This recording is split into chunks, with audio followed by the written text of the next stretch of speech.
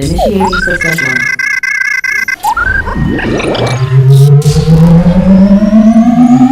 System 1 loaded. Assalamu alaikum guys, and welcome once again to IQRA Kids TV Season 2. I hope you've been enjoying all of our new features. Beanie! Beanie's up to his old tricks again. Must be sick to death of making me invisible, changing my clothes, and doing all sorts of stuff. He's gone back to his old tricks. Right, hopefully, are you going to stop doing it, Beanie? Yes? You promise? Yes? No more? Yes, you promise? Thank you very much. Now, remember, he said he promised to be good, and I'm going to hold him to his word. Right, hopefully, I'm watching him. Too bad you guys can't see Beanie. I'm telling you, he's really a fascinating guy to look at. Right, anyway, as you know, our new features include Muslim Maestros, ABCs of Islam, and of course, Nasheed downloads, and we've got loads more in store for you. But enough talking, let's get the show started before Beanie goes crazy. Let's get into it right now. Initiating system 1.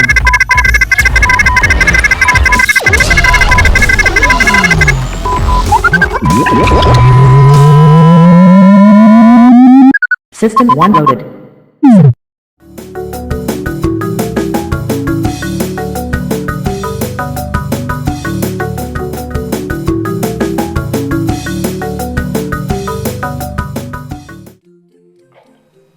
Assalamu alaikum guys, welcome once again to the Random Art Studio. We are going to continue our themes of drawing creatures, creepy crawlies and animals that appear in the Holy Quran. Today we have something that goes zzz, zzz. Do you know what that is? Zzz. People are scared of it. People see one of those things and they run a mile even though they're tiny and they can't hurt you. Well, they can hurt if they sting you. It is a bee. There you go. A lovely honey bee that we've got a lovely picture of a honey bee. I've got the same thing on my phone here as well. It looks so cute and he's carrying a little pot as well. It's going, I'm going to give you some honey bee. All right, so that's what we're going to draw today. Using our two techniques. One, the grid system. And of course, looking at basic shapes and then increasing the details on those basic shapes. We're not going to run straight ahead and start drawing all the details yet. We're going to figure out where everything goes in proportion using the grid system. Then we'll go into a bit more detail. Right, let's get down to business. Right, as you can see, this one is almost a perfect square. So I'm going to start drawing that on my pad right now. Okie dokie. Oh. Not bad, not bad, not bad. Hope you guys can see that. Not bad, not bad, not bad. Okay, let's now divide it into 4 equal parts. Again, as you can clearly see, I'm not using a ruler. I'm just using my free hand to draw that shape in. Right, as usual, talking about basic shapes, we're going to look at the head, the body, the arms, the pot, the wings, see where they fall on our grid system. Now you can see that the face of the bee is slightly to the left of that center line. So what we're going to do, we're going to draw a circle roughly where that goes. Something like that. It doesn't go to the very top of the page. So it's about here somewhere. And then the body kind of goes into that quarter, and then the bulk of it is in the bottom right hand side, maybe a little further up, maybe too far down, and then his leg is going to go ping ping ping ping bong there. His arm is going to kind of go from that side here over to here, and then you can see his pot is going to be here somewhere. I'm not sure we're going to worry too much about the pot, but we'll just put it in for now, and the handle is kind of something like that. Then his wings are going to, one wing is going to be above that line there. And the other wing is going to be kind of just underneath that line there, kind of longish. Then the next one is going to go up and down just below that line there as well, okay? Remember using a grid line to figure out where things go in proportion and in proportion to the image that we've got with our grid line. Now, if you want to add more lines to your picture and add more lines on your paper, to increase your accuracy, by all means, you should do so right away. But for now, we're taking it nice and easy. Just divide it into 4. Right, we've roughly got everything roughly where it's supposed to be, sort of. So let's continue and put in a bit more detail, looking at it a lot more closely. and trying to figure out where the chin goes, where the nose goes. The nose is about there somewhere. He's got some lovely round, nice, lovely cheeks bulging out the side of his head because he's got a lovely smile. Oh, he's got one of those cartoon smiles that we all love. And you can see his little tongue there.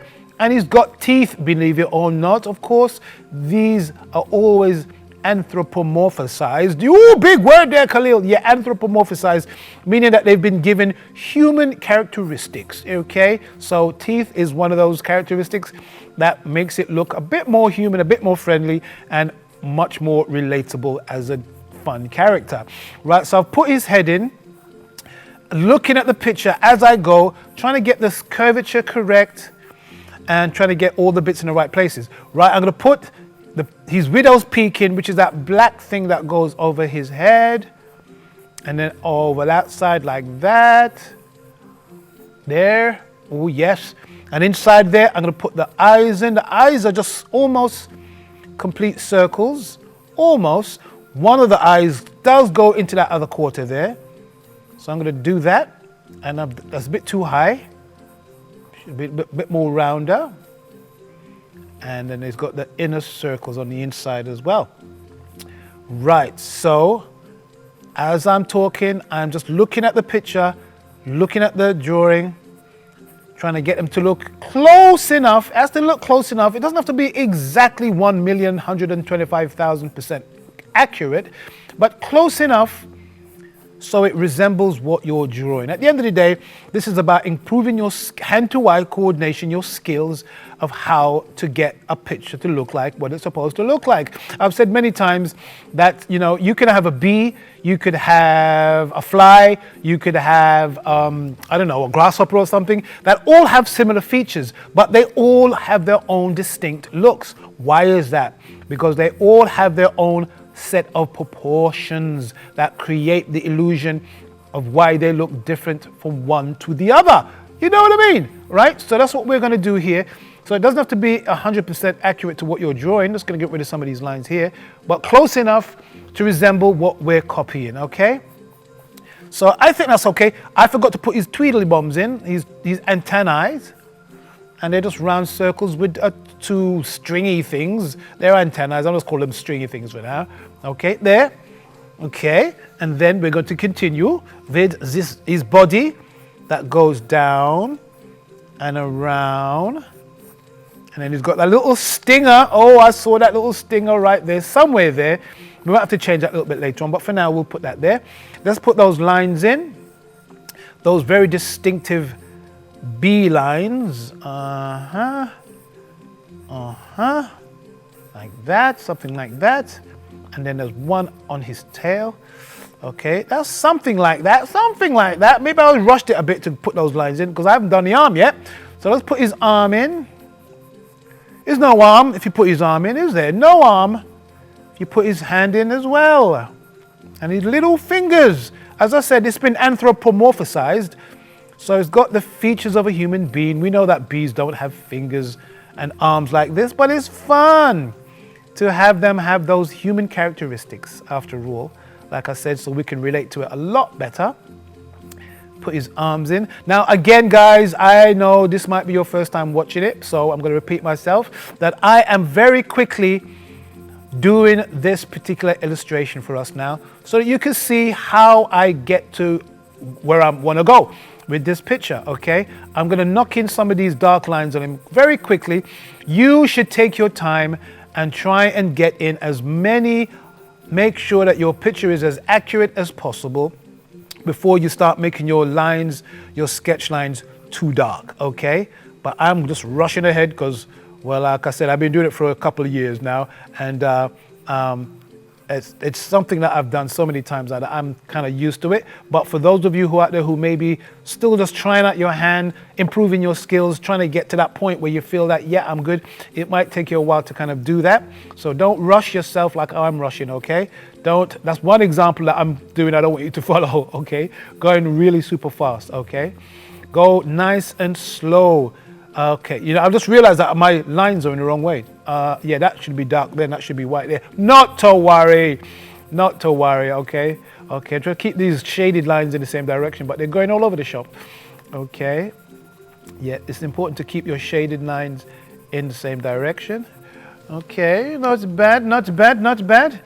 Okay, and I put his leg in already. Goodness me, I'm going quite quick on this one. I need to slow down. Right, and I put his cheeks in. His eyes, now his eyes, he's got these little, tiny little eyebrows up here. But most of all, which I think is really cute, he's got these little eyelashes, which makes me think it might be a lady bee. It might be a lady bee. A lady bee have those eyeliners and things that they put on themselves, in it. So that might indicate that this is actually a female bee. So I'm going to put those in nice and bright, dark, so we can see them quite clearly. Okay. Wow, he's got so many concentric circles in his eyes. They are distinguished by the fact that they have colors there, but I'm just going to use the shading for now so that you can see the difference between his iris, his eye, and everything else. Now, the outside of his widow peak, I don't know what else to call it, this black thing around his head, I'm just going to fill that in right now quickly. Leave it. Just go down. Trying to keep my shading in the same direction. Don't just scrabble it in any old way. Okay, just try and keep it nice and neat. Right, let's just get rid of some of these lines on the outside. Okay, because it's confusing things for me a little bit. And some of these lines on here, inside here, like this. Okay, and again, I'm using my tissue. Well, I'm going to use my tissue to rub away some of these rubber flakes. Don't use your hand like that. Okay, try not to do that. Use a bit of tissue and just gently brush it away. Don't try and pull it across the paper. You'll smudge it. And I've got another piece of paper here that I'm using to protect the artwork so my hand doesn't smudge it and my hand doesn't get dirty with the graphite from the pencil. Okay, so I'm just going to put these lines in a bit darker in his neck. I'm going to make the inside of his mouth a bit darker. Right. Now, some of the pictures, as I said before, I underestimated how difficult they will be, how they are to draw. So with this one, I think it's fairly easy. There's no tassels like on the camel. There's no bits and pieces like some of the other pictures we drew. So this one's fairly straightforward. Not too much detail, and that's another lesson that we can draw. You know, sometimes if you do want to draw something yourself, you might, before you start drawing it or ripping it out of a book or downloading it, you might want to think about, how am I going to draw this picture? Yeah, it looks really cool, but how am I going to draw it? Where am I going to start? And that might save you a bit of headache before you start trying to figure it out with actually draw it on the paper. Even having said that though, at the same time, I still think it's a good idea for you to try things that are a little bit more difficult for you and might be out of your wheelhouse, so to speak.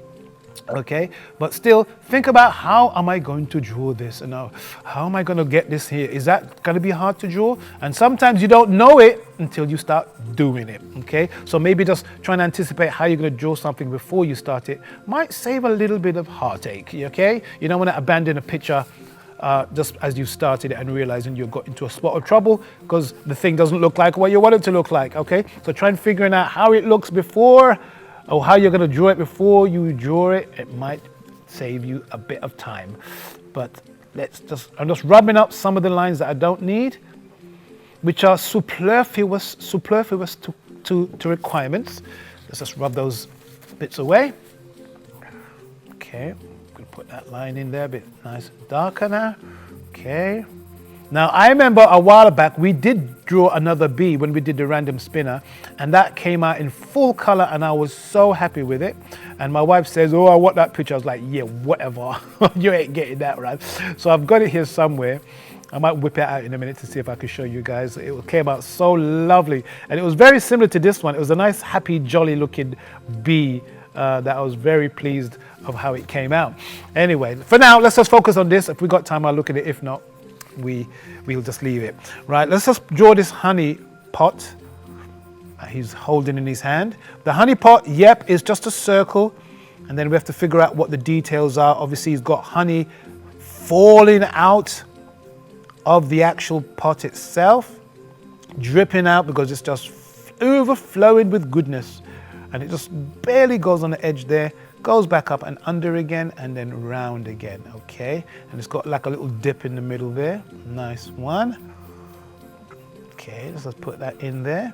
And the other edge of the handle goes over there. This part is quite dark. This. I'm just going to put a bit of shading on this side. Now, because we've gone quite quickly, I can put a bit of shading on this one. I think I can get away with that. Might have time for that. Okay, shading is something I want to do, but we just don't have time to fit it in because of our time restraints. But we might be able to just get a little bit of shading in here and there because it's pretty much done. I think we just need to do the wings, and that's pretty much it. Look, let's do the wings. Let's just rub out some of these lines on his leg, and then brush those flakes away. Okay, right, let's do those wings. Now these wings are meant to be very thin. Okay, so I'm not gonna make a massive show of it. I'm gonna keep those lines fairly light. Put these veins in. Okay, I'm gonna just kind of shade those veins in.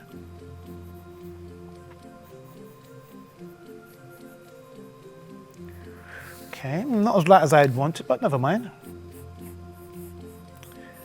Put those veins in for this one. Membranes on his wings, which allow him to fly. I read somewhere that, technically speaking, based on the laws of physics and aerodynamics, flies and bees shouldn't be able to fly. I don't know how true that is, but it'd be interesting to look into it because their bodies are such an awkward shape. They're hardly aerodynamic in their shape, and yet by the power of Allah subhanahu wa ta'ala, they are still able to fly. Isn't that amazing? Right, let's just put some of those veins in. Right, so as I said there, that was a pretty quick one. Oh, one leg is missing. I've got his leg over here. That's just behind that cauldron or that pot of honey. So I'll just put that in there as a simple line. Right, so I've got that in there. So let's just do a bit of shading, shall we? Why not? Okay, so I'm gonna pretend that the light is coming from this direction. So under this side is gonna be a bit darker. So I'm gonna put a bit of shade in. Now it's good to try and get a bit of an edge, a ledge on your pencil, a flat ledge on your pencil, so that you can shade a lot better. Okay. I'm gonna just shade here. And the back of his leg here.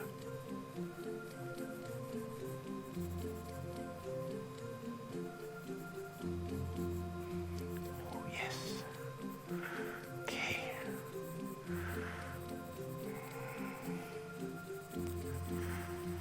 Okay. I feel like I'm rushing it, but I don't want to rush it. I don't want to rush it. Okay, I'm gonna put a darker shade on those stripes to give the impression that it's a bit dark on that side.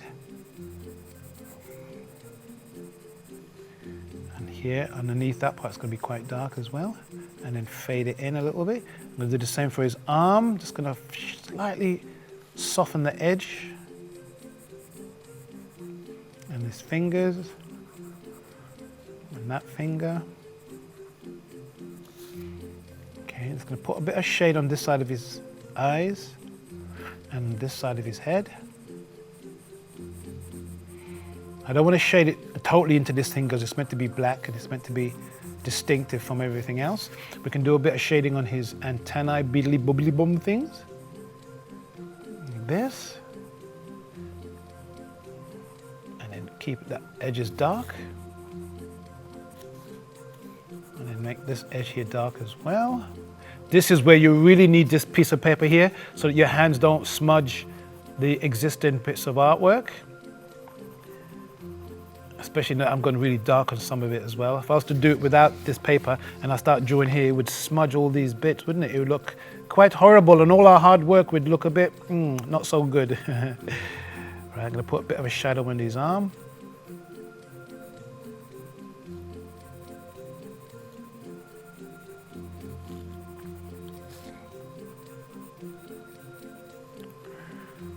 Okay, let's just do his pot.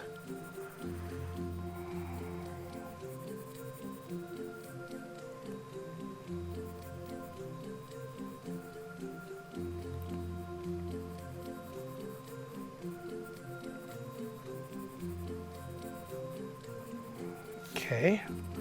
Right, let's have a look at that. Not bad, not bad, not bad. That leg, that's behind there. I need to give it a bit of a shade because it's just getting lost. It just looks like a line and it needs to be a little bit in the shadow. Just to emphasize that it's actually there. Just gonna increase the darkness on this side here, of this pot. And I'm gonna put a slight shade on this foot here. Okay. Now if you wanna get some highlights, you can use this to just rub back a little bit here and there. Like if I just do that there, and a bit of a highlight on the top of his head, as if the sun is hitting on it though, or the sun or the light or whatever, he's just hitting that part of his head. And there's not much other places I can do that. If I do his eye here,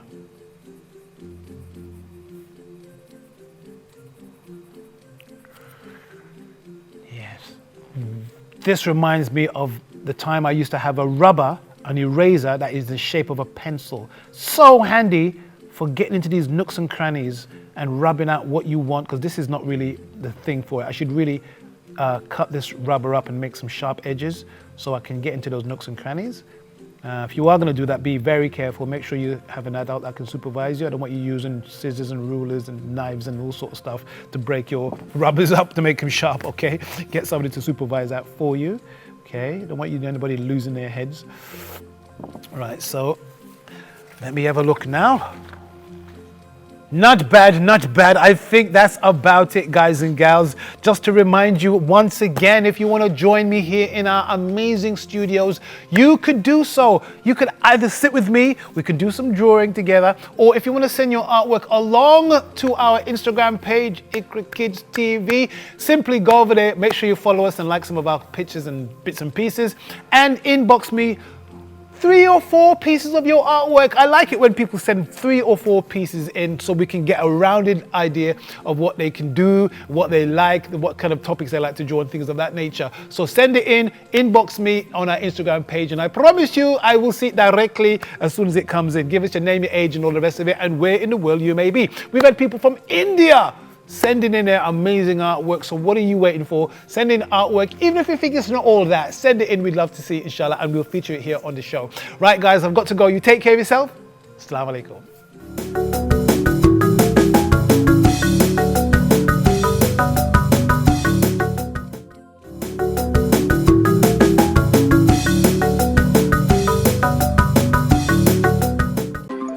Right, hope you enjoyed all of those amazing features. Guys, remember, we need your feedback, we need your support. So there's 2 things you can do for us. 1, make sure you go to our Instagram page, like, share, and follow us over there. Also, if you've got any suggestions how we can make our show better, you can email me on the following email address, info@iqra.tv. It's as simple as that, guys. What more could we ask for? Anyway, guys, thank you for joining us. We'll speak to you soon.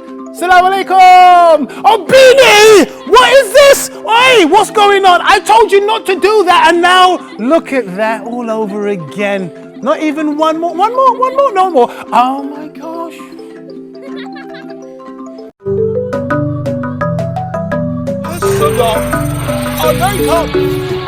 Reason number 7, it was a massive up. Tales of wonder. Right? Different things you do.